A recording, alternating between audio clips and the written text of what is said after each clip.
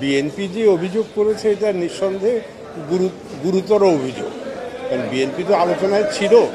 তারপরে এখন ওরা বলছেন যে যেসব ব্যাপারে আলোচনা হয় নাই বা আলোচনার অনেক কিছু বাদ পড়ে গেছে, এটা অত্যন্ত গুরুতর অভিযোগ।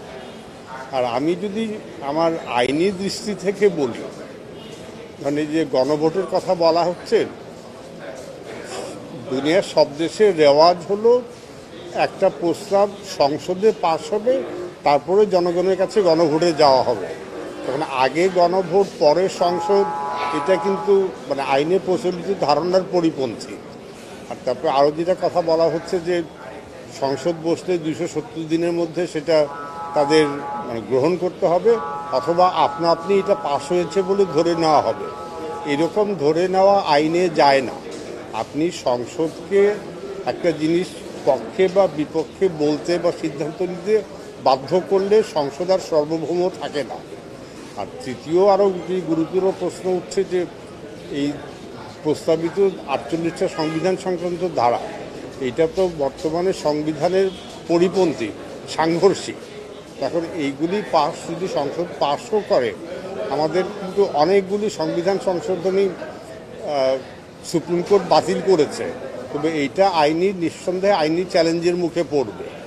অতএব এখন এই ক্ষেত্রে গণভোট নিয়ে মানে গণভোট একসময় আয়োজন করা যাবে, কিন্তু আগে গণভোট পরে সংসদ এটা হয় না। অতএব আগে সংসদ নির্বাচন হয়ে তাড়াতাড়ি, তারপর সংসদ যদি পাস করে মনে করে এটা গণভোটে দেওয়া দরকার, তখন এটা গণভোটে যাবে। আর এই 48টা প্রস্তাবের উপরে গণভোট মানুষ কেমন করে বুঝে হ্যাঁ না বলবে, এটা তো সম্পূর্ণ অবাস্তব একটা প্রস্তাব। একেবারে মৌলিক জায়গায় আইন পাস করার ক্ষমতা হলো সংসদের, আর ক্ষেত্র বিশেষে যখন সংসদ থাকে না, তখন সাময়িকভাবে সেই অধ্যাদেশের মাধ্যমে এটা রাষ্ট্রপতিকে দেওয়া হয়েছে।